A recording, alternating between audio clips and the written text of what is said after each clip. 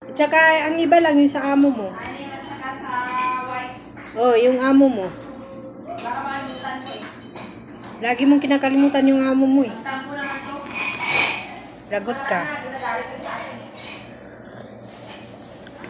Dahil ka kasi namimistikan eh. Nakalimutan ko siya lagi. Yung ina. Ilagay mo sa tray na yan, oh.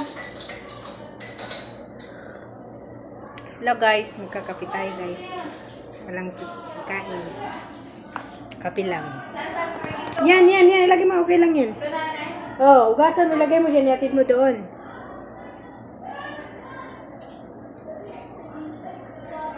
Ito palang outfit natin ngayon guys.